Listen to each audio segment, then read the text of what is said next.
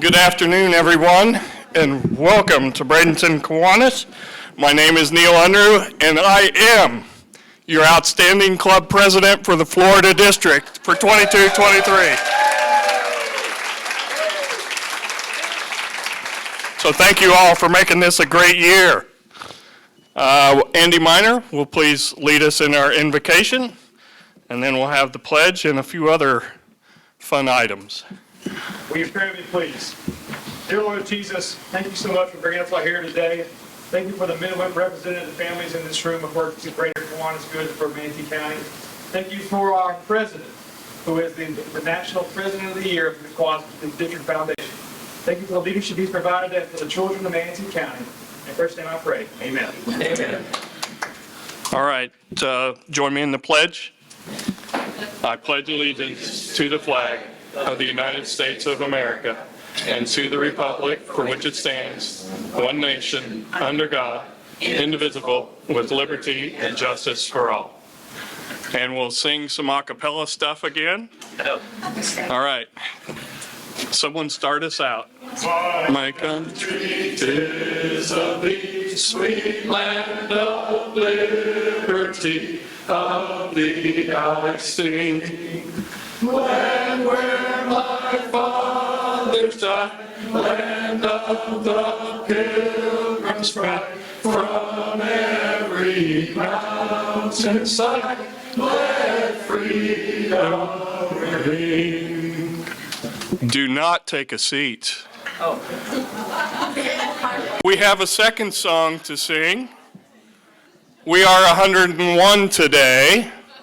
So we are singing Happy Birthday. And as we do that, our traditional drink is being passed around for all of you. So we will do that after singing.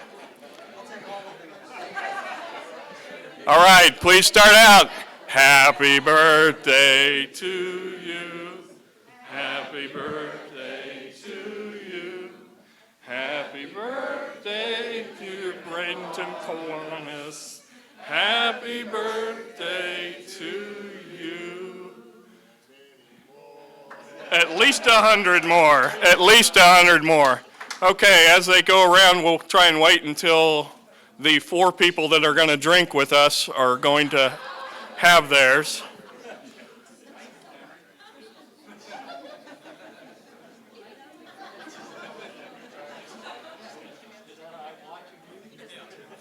Okay, has everybody been served that wants to be served? Back there in the back left.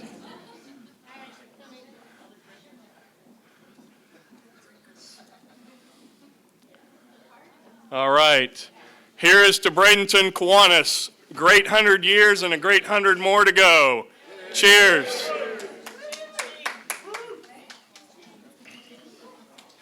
All right, so, woo! Goes down smooth, doesn't it? All right, at this time, I'm going to ask for 3 or 4 people to help out. We are going to cut and pass out the birthday cake. So there's more dessert to come. So the cake is over here. I think they're going to start cutting. If I can get 3 or 4 people to help pass out the cake to as many people as we can. And we'll go ahead and do some announcements in the meantime, and we'll just keep this program rolling. Community service. Mike, is there anything? No items. Okay. Sharon, did you want to say anything about Action Club? Just I'll just stand up and say thank you all so much for coming to our performance last Thursday. I know a lot of you were there, and they all had a blast. It was a wonderful time. We really appreciate your support for our special needs individuals in our community. Thank you. All right. Anyone that went to district convention, do you want to say a word or two about your experience there? If you don't, that's all right. Andrea? No? Good. You weren't ready. You weren't prepared. Okay. Well, we had a great time there. Crystal received an award as an outstanding lieutenant governor as well. So overall, it was a great experience. Having gotten this award and seeing who got the Club of the Year means all the things that we've done this year. We just got to document, turn it in, and we will be Club of the Year this next year. So be looking for that. All right, some big events happening tonight. We have the Manatee River Charter and the organizational meeting. That will be at 5 o'clock up here. I think I've been saying 5:30. We got moved to 5 o'clock so that they could participate in this and then make it downstairs. And then our big one, 100th book signing down in the lobby. Judge Smith will be there signing books that are available. We'll be there from 5:30 to 7, serving appetizers, beer and wine bar, books for sale. We don't have volume 2 here yet. I don't think we even have the hard book yet, the hardcover yet. But if you want a hardcover tonight, you just tell them that and we will sell that to you, and we'll get those out to everybody as soon as they are in there. We did get some interesting stuff as we did some invites. Joe Garrett served as our president in 1968, for those that remember. He's now 94 years old. He won't be able to join us at the book signing, but he'll be there in spirit. He's got his daughter Jane and her husband Jay Romine will be there, so please make them comfortable and glad that they are there. Joe did leave us with a comment or two as he responded to our invitation. That's kind of neat. I am sorry that I cannot be present to celebrate this occasion. Thank you for your invitation. May the spirit of so many Kiwanians be present to this event. Wonderful men, extraordinary achievements. My gracious thank you for your efforts, Joe Garrett. So that was great to hear. Hello, everybody, and well, tonight you're going to get to see the book, and I hope I see many of you, if not all of you, there tonight. Maybe you'll see it soon. But if you can't make it tonight, I hope you read it. I think you'll enjoy it. I don't see, is Paula right here? I don't see Paula. And I wanted to talk about the cover of the book because tonight when you see the cover of the book, you're going to understand that the cover tells the story of this club. The cover alone sells the book. It's just a great cover that Paula Wright with her artist at Bradenton Magazine created this and helped us also with the name. Tonight we're going to have some special people here. We're going to have families of charter members from 1922. They're going to be families here that I hope that all of you get to meet. They're going to be really special. Some of you that have been involved in the club a long time, and maybe even the child of a member, that you know some of these people, but please introduce yourself if you would. They're very excited about being here and seeing this history. And then I want to leave you with something as you do read the book. I want you to recognize that the book is full of stories that could be a story within itself. And so there's going to be so many things I hope that you learn or your memory is refreshed about, that this is just a starting point of talking about what the history of this club is, and I think you'll like that. And the other thing I want you to think about as you read the book, and that is, I want you to think about how these men in the first 50 years accomplished so much, but more importantly, cared about each other. And so I want you to read that into what you're reading in the book and understanding. And that goes for us also. You know, so many people join this club and for one reason or another, but it doesn't take you long if you get involved in one of the projects for children and share those experiences, that you realize how much we each care about each other. And that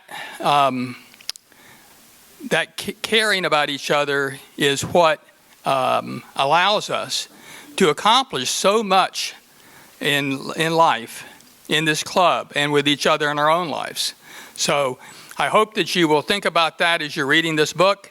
I hope to have volume 2 to the publisher real soon so that we get to see the more recent history, which includes probably all of you. So thank you very much.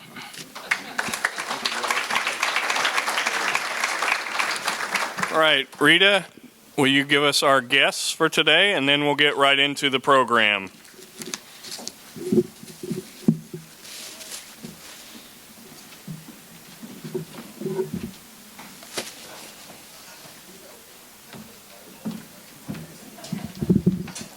Good morning, good afternoon. I guess when I call your name, please stand so we could give you a warm Kiwanis welcome. Our first guest is Scott Westhimer.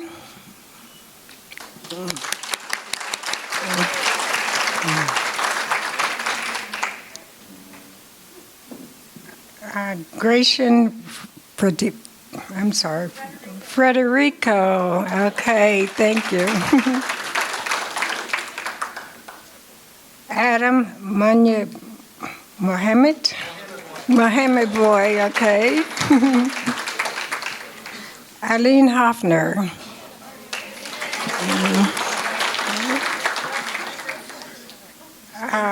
Patricia Ziverdon, I'm sorry. We had some nice names today. And Jim Corbett.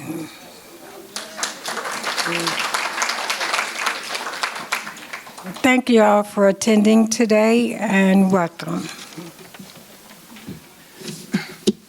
Today is very special.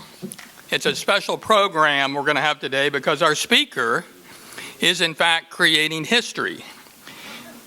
When Scott Westheimer was sworn in as the 75th president of the Florida Bar on June 23rd, he became the first lawyer from this area to serve in this important position. Scott is local. He grew up in Sarasota and graduated from Riverview High School in 1989. He then graduated from the University of Florida with his bachelor's degree in history. That's why he needs to be here tonight. And then he graduated from law school at the same university. He returned to Sarasota and started practicing law, where he has continued to practice with the firm of Seifert Mieshed. Interestingly, Scott is also a sports agent, and he's got plenty of interesting stories he could probably talk about for hours. He's married and has 2 children and really appreciates the mission of this club. Now, I have known a lot of presidents of the Florida Bar, and Scott is one of the youngest acting presidents that's ever served in this position. He spends a lot of time at the beach. And he's also a really nice guy for a lawyer. Please join me in welcoming Scott as our speaker today. Come on up, Scott.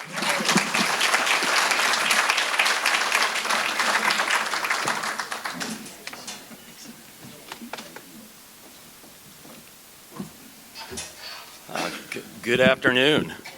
So people ask me, why did you run for president? You have to be, half crazy. And now I know the reason is so I can finally get into one of Judge Smith's books. So I'm finally in there, and that's my big claim to fame.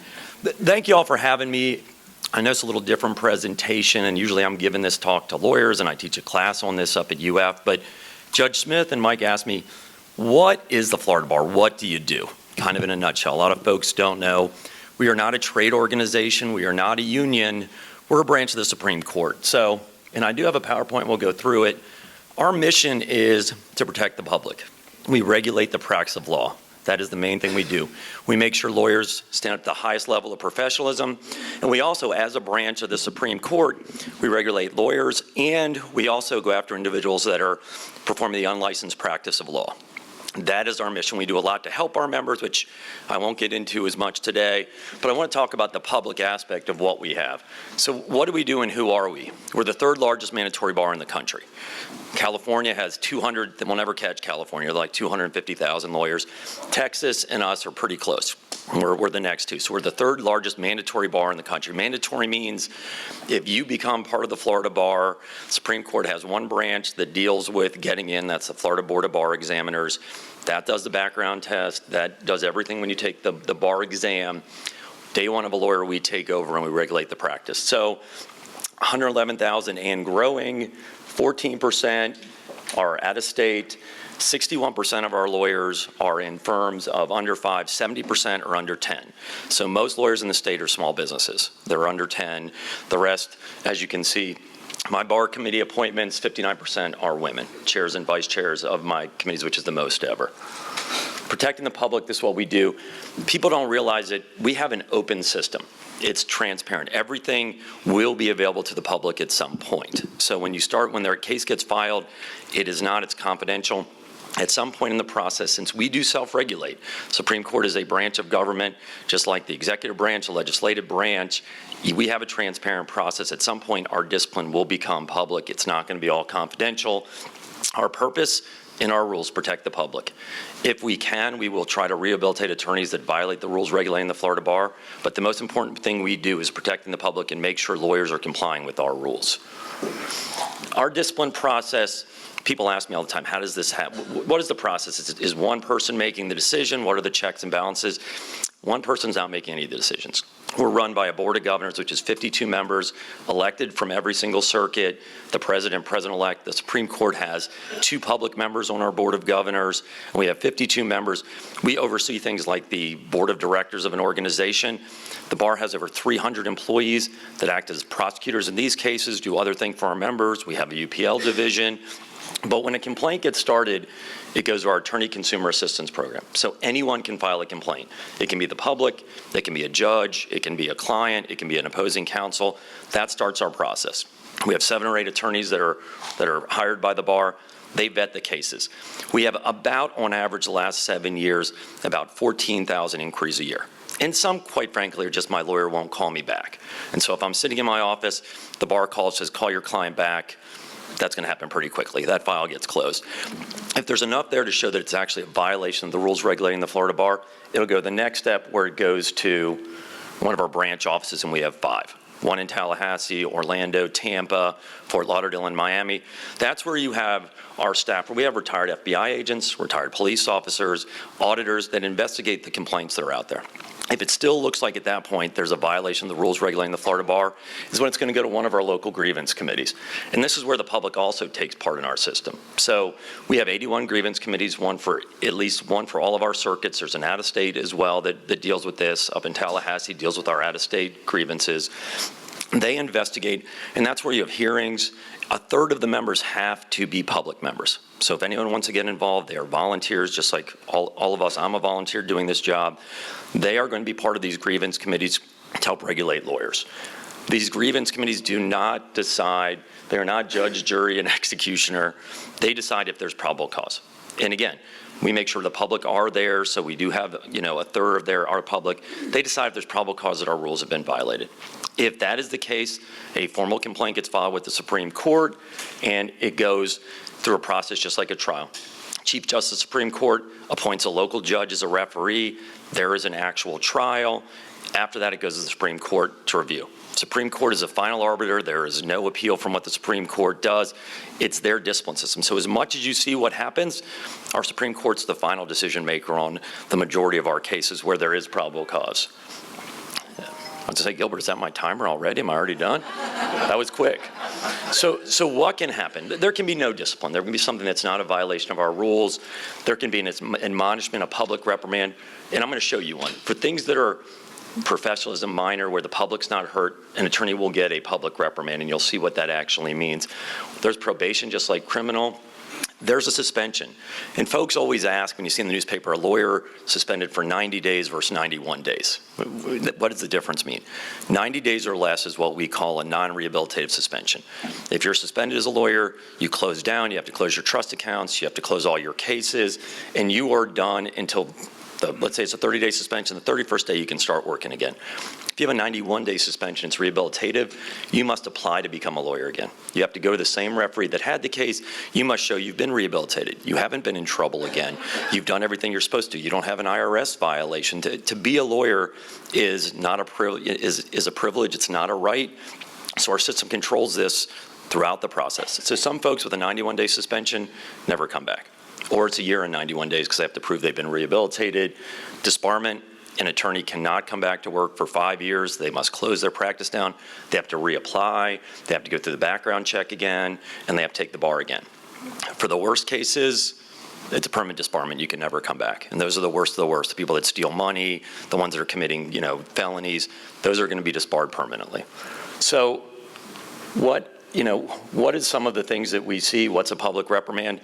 So you all have an idea of this, and this is one. I can play a bunch, but someone said lawyers are long-winded. I need to cut down on my presentation, so I'm going to cut down a little bit on it. So we meet in a big pit. So there's 52 of us. We meet, our staff's behind us. The pit's the middle area where someone will be brought with a public reprimand. You're going to see Mahan Downs, a past president. This is someone who was unprofessional in the deposition. He was suspended for a short time period, but he also got the public reprimand. So this is what someone's going to go through if they do something wrong. They're meeting at Disney, not the happiest place for this individual.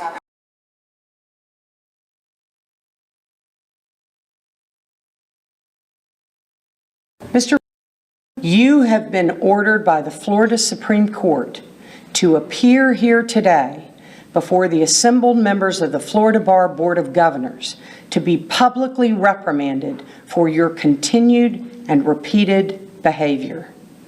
By order of the Florida Supreme Court dated June 24th, 2010, you were found to have engaged in professional misconduct when during the course of a deposition, opposing counsel attempted to place an exhibit label on your laptop. Just before that, you were standing up and speaking forcefully towards opposing counsel. When your opposing counsel attempted to place the exhibit sticker on your computer, you touched his hand and then ran toward him. The witness being deposed expressed fear. You frightened a witness in a deposition. She was afraid as a result of your conduct and your behavior in the midst of a deposition. And she submitted an affidavit, sir, stating that that deposition conducted by an officer of the court was the worst experience of her life. That is a witness, sir, to whom you owe an independent duty. Your own consultant hired by you had to try to calm you down. While you were acting as described above, the court reporter exclaimed that she could not work under these circumstances. You then proceeded to forcefully lean over the deposition table and to lambast opposing counsel in a tirade while tearing up the sticker and tossing it and flicking it in the direction of your opposing counsel. Your conduct, sir, during this deposition was outrageous, disruptive, intimidating to the witness and opposing counsel and to other people who had the unpleasant circumstance of being there in that deposition today. In addition, all of this behavior was highly prejudicial to the administration of justice for which you, sir, as an officer of the court, are responsible. As a result of that conduct, your opposing counsel filed a motion for protective order regarding abusive and oppressive deposition conduct by you and requested a referee before the presiding judge. The judge denied the motion, but specifically found in her order as a finding that your behavior was inappropriate and unprofessional. Sir, your behavior as described in the trial at this matter so concerned and inflamed the referee that there was a suggestion of the imposition of disbarment, sir. That is not the result that was obtained. But I must note, for a referee to have heard evidence about what you did and conclude that that referee believed you should permanently lose your right to practice law in this state is very, very serious. In addition to this public reprimand, the Florida Supreme Court suspended you for 60 days and ordered you to undergo mental health counseling with a licensed counselor during the term of your 2-year probation. You are also have been ordered to send letters of apology to the deponent, the court reporter, and the videographer who were present during this deposition, and to be accompanied by co-counsel approved in advance by the Florida Bar during any depositions or other legal proceedings where a judge is not presiding, or alternatively, you must ensure that those proceedings are recorded, are video recorded. The court additionally recommended that the video clip of your behavior be shown to all law students as an example of how not to behave as a lawyer. Mr. You have embarrassed yourself, you have embarrassed our profession, and everyone in this room. Your actions and unethical behavior constitute violations of the rules regulating the Florida Bar. Those are rules, sir, you swore to obey, uphold, and protect when you became admitted to this profession. Your behavior casts doubt on the public's confidence in our profession and indeed our judicial system. This public reprimand will remain a permanent part of your Florida Bar disciplinary record. The lawyers of Florida expect and demand, sir, that you conform your behavior to that which is allowed by law. And we can absolutely promise you, if you do not, you will see us again. You're dismissed. So that's a public reprimand, and normally that does it. Normally that happens. A lawyer is going to learn pretty quickly. And the number one goal as a new lawyer is you never want your video to be shown to every law student of how not to act. So, our Supreme Court now is very strict on professionalism, bullying, things like this individual did. This is maybe 10 years ago. If this happened today, probably is disbarred, quite honestly. This individual kept doing bad things, and he is disbarred, the one who did that. He's no longer practicing law. Unlicensed practice of law, it's also a criminal offense. It can be prosecuted. We bring a civil action against someone. If someone's doing wills, giving advice, doing immigration work, and they're not a lawyer, we file an action against them. We get injunctive relief. If people do not comply, it's contempt of court, and it's all through the Supreme Court. That's something else the Florida Bar regulates.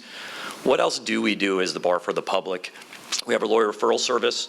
If you call up the number, it's all automated now. They can get you to a lawyer. They make sure the lawyer doesn't obviously have a discipline history. There's a background check, whatever they need to do to make sure folks in that referral service are appropriate. We have a client security fund. A lot of folks don't realize this. And remember, the vast majority of attorneys are not going into the system. It's a small percentage that does. We also have a small percentage where they misappropriate funds. If a lawyer misappropriates funds and they're suspended, the bar itself, from everyone's bar dues, has a fund that we try to repay the victims. We can't repay them all, but we have something called a client security fund that every dues we have, it goes into a fund. If someone has money stolen from them by a lawyer under situations, we give them some of the money back. So, and that's no other funds except bar dues that we keep, or percentage of the bar dues we keep for that client security fund. We have consumer information. We have packets on different types of law. Folks that want to, litigate pro se, not hire an attorney, we have packets for that. We have a civics education in case you want to bring someone else back to talk about the legal system. We have a benchmarks that talk about civics, talk about the 3 branches of government. Judge Smith wanted me to talk about a little bit what I'm dealing with and what the practice is dealing with. I mean, after COVID, obviously, with Zoom and technology, our practice has changed exponentially. Without COVID, I don't think we would have advanced as far as we did with technology, but it's here to stay.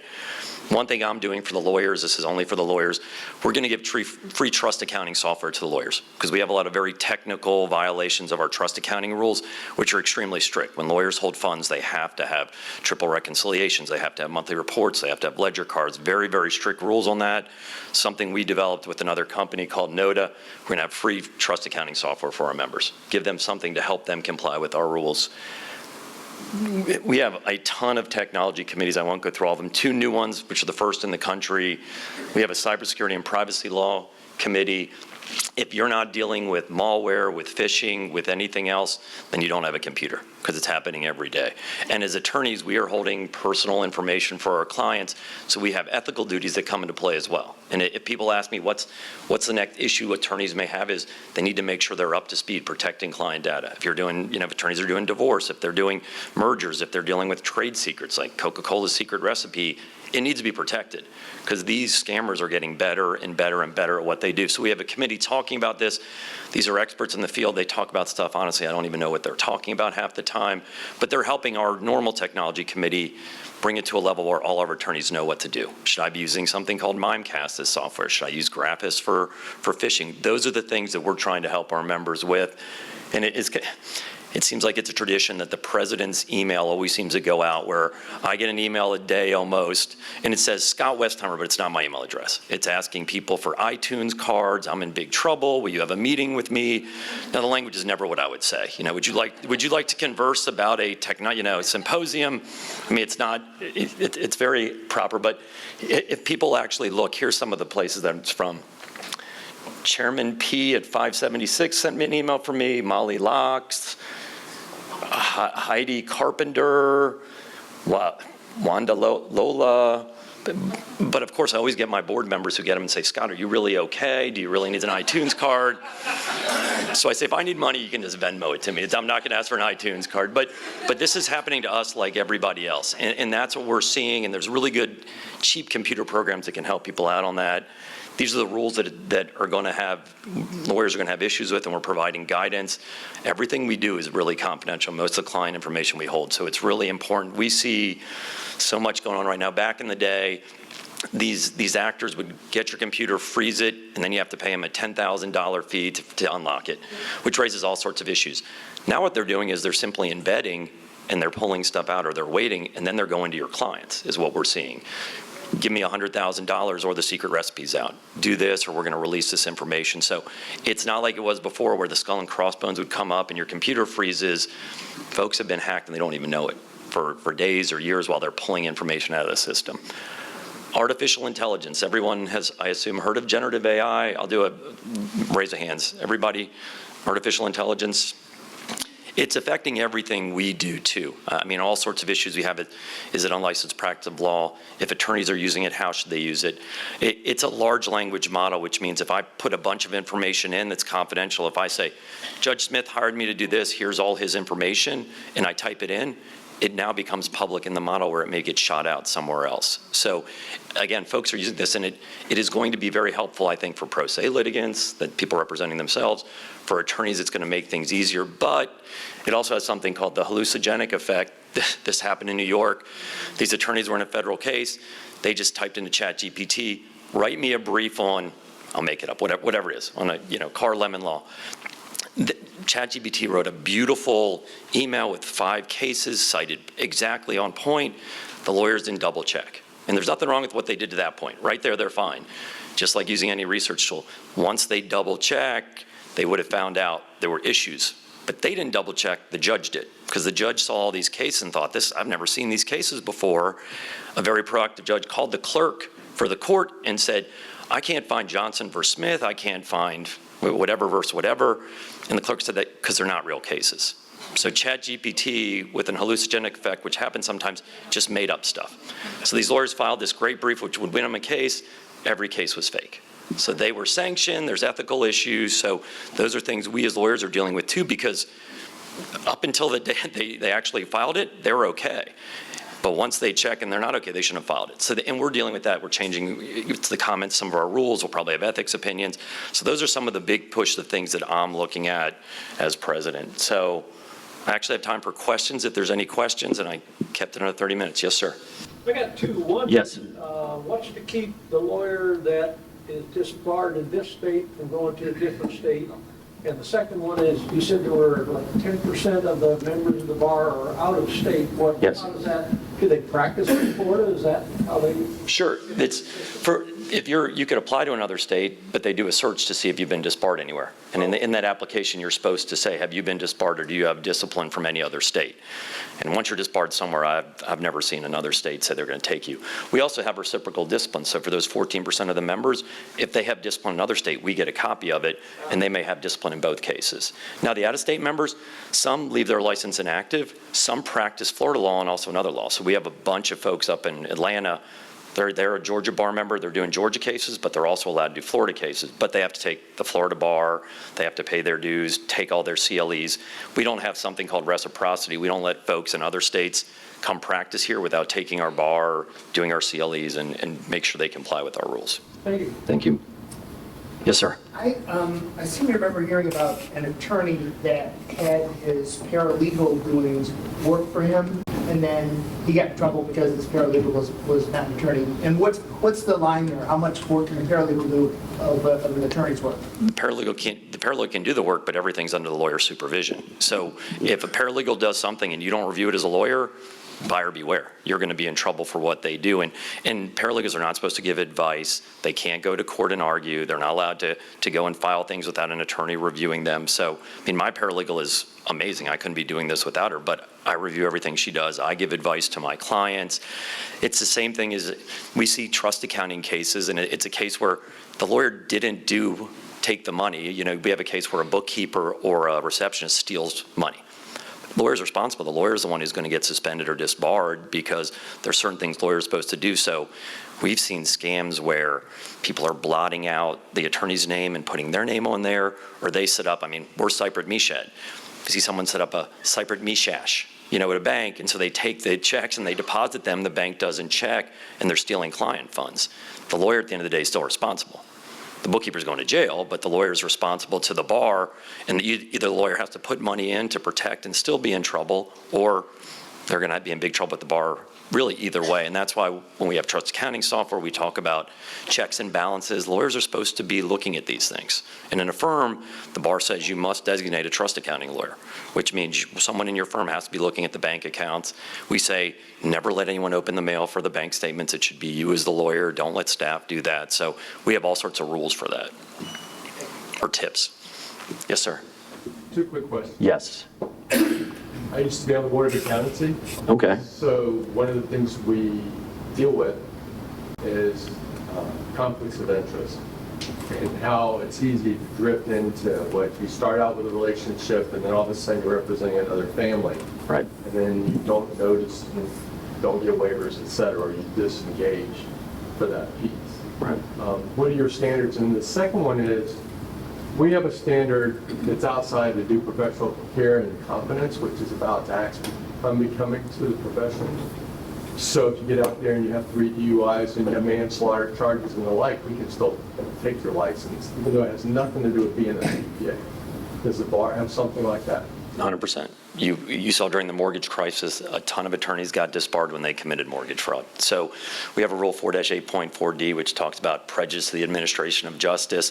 That's kind of a catch-all on professionalism, but every lawyer, when they get arrested, they're supposed to report to the bar. Felonies, we usually suspend an attorney who's been arrested for a felony, because remember, you know, attorneys are holding client funds. They have a very high duty, fiduciary duty to their clients. So yes, anything that could violate our rules, even if it's outside of what you do as a lawyer. Someone gets into a fight with a referee at a kid's soccer game, there's going to be a complaint filed and we're going to be dealing with it. And when it comes to conflict of interest, it's really strict. I mean, we have strict conflict of interest that can't be waived. I can't represent two sides in a litigation case. We cannot represent someone in a case against a former client with the same or similar matter, or where we have confidential information in our file that could hurt or help, So we have conflict of interest in these cases, and when we have a pure conflict, we have to withdraw from both. So that's one of the things when I teach a class at UF on this, a week class on kind of the ethical rules. We talk about attorneys need to spend a lot of time at the beginning, because it's not just the opposing side. If I have a case and my partner's doing the divorce for the main witness and I'm taking a depo of one of our other clients, I have a conflict. If it's a company and you have the board of directors, you're going to be conflicted out if one of the board of directors has an issue. So it's a pretty in-depth conflict of interest analysis and rules that we're not allowed to have conflicts. And we have a rule for conflict with former clients, conflict with current clients, and business transactions with clients. You can't enter into a business transaction with a client without advising them to seek another attorney. There's all sorts of rules you have to comply with. So we have various stages. So to take it one step further. Yes. We got into a situation where the IRS wanted to push for a rewrite on our standards, because if we became in the know of a criminal act against the Department of Treasury through tax fraud or tax scheming that included RICO, et cetera, they wanted us to be able to notice without having a client come after us for breaching confidentiality. Does the bar have that same issue?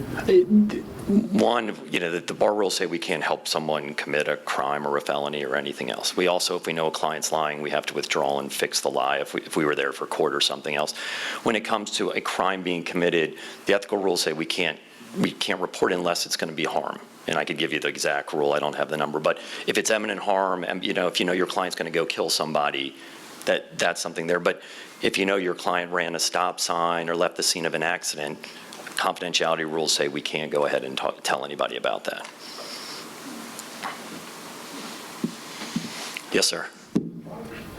The bar passed a rule on minimum interest that the banks have to pay, not the banks have to pay, but the law firms have to receive on their IOTA, which some thought was kind of excessive, and I know it's trying to be repealed. You know what that is? Sure. I could give you and Charles, I'm not repeating the questions. Are you getting these? I'm messing up your video. I'm sorry. Okay. I totally forgot. You want to repeat it now, or we just horse left the barn? Okay. So Florida lawyers have always, if they're holding client funds in an account, we can't collect the interest, okay? Most trust accounts are held for a shorter period of time, but it's a lot of money. We're holding client funds in trust. So if it's in an interest-bearing account, it goes to the Florida Bar Foundation, separate entity, and the money goes to legal aids, which are to help folks that are 125% or less of the poverty line. So it's domestic violence, veterans, it's immigration, it's giving money to the poor. Our rule basically always had said in the past, you're supposed to put somewhere where there's a comparable market rate. We finally got a bank member as our public member on the board of governors and said, you're not getting a comparable rate. If right now the rates were 3.3%, we're getting 0.00001% on these trust accounts. And who's getting hurt? It's not the bar, because we don't get a dime. It's these low-income individuals that really need attorneys that can never afford attorneys, whether it's an eviction or anything else. So the bar passed a rule, and remember, we regulate lawyers. We have nothing to do with the banks. We told lawyers to make it simple. This is what the comparable rates are. It's a certain percentage off prime, and if prime's here, it's there. It was a rule that we advertised the way we normally advertise it, went to the Supreme Court. Supreme Court entered that rule. And the rates that are being paid are substantially more. To give you an idea, last year I think the foundation collected $45 million for the entire year under the old system. And we're at rates that are as high as they've been in 10 years? So they got $45 million. In half a month of the new rule, it was $17 million. So that's the difference. And it goes straight to legal aids, the folks that are fighting for these low-income individuals. The Banking Association filed a brief with the court for rehearing. We filed a response as a Florida bar. At this juncture, the court said, we're going to allow the bankers their comment. We're going to ask the bar for a report, but we're not staying implementation of the rule. And so our position has been all along, it's a free market. If the banks want to stay in and offer IOTA products, they can. If they don't have to. We're just telling lawyers, these are the rates that are comparable market rates, so they know. At the current time, I think, and I don't have the current stats, the top 10 big banks have all stayed in. I think 3 banks have pulled out, and they didn't have very many IOTA accounts. I think we're at 95 or 98% the banks are paying. And I was a little nervous because I want to make sure my bank does it, because it's it was a small community bank and they got bought out. And so we sent an email within 2 seconds, all your IOTA accounts are paying 3.3%, which is still less than a CD or a normal money market. So That's the status. It's up at the Supreme Court. That's what's going on right now. We'll file a report. We're talking to the bankers. I mean, the bar gets kind of the bullets on it because we're the ones who, implement the rules and we fight for this. But this will change access to justice for those in the, our community that are less fortunate that can, afford attorneys like nothing we've ever seen in our lifetime. Yes, sir. Can a person that has not gone to law school apply and take the bar? No, you have to have a law degree. I believe you have to have an ABA, and this is something we don't actually get involved with. This is the Florida Board of Bar Examiners. So I'm saying this, and I could be 100% wrong, but you have to go to an ABA accredited law school or a comparable. So we see sometimes attorneys went to law school in Europe. They can petition, and if that's comparable to a law school, then they're okay. But that's a different branch of the court we usually don't get involved with. Especially a couple years ago when the bar was on the computer, everyone thought we were the one doing it. It would crash, no one could take the bar. That was not us. That was not the Florida Bar. Florida Board of Bar Examiners.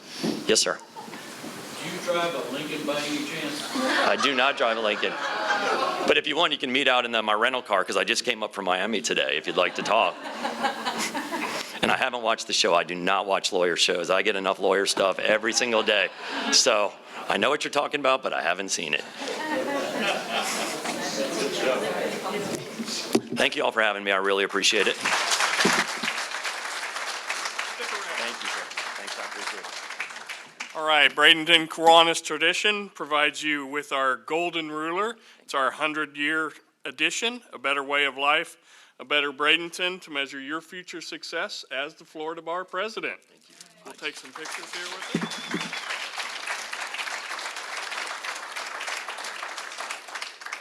Thank you very much. Thank you. I appreciate it. Thanks. Again, thank you all for coming and celebrating our 101st birthday. For those that stick around, there's a little cake left over, so you can have that. But please join us in our big celebration tonight. You can help celebrate with Manatee River Club getting established on our birthday. And then you can go down for the book signing and meet and greet each other and have a great time socializing. We hope to see multiple hundred people there tonight, so please enjoy it. Next week we'll have Carla Neerman from Art Center Manatee talking, so everybody have a great week, and we are adjourned.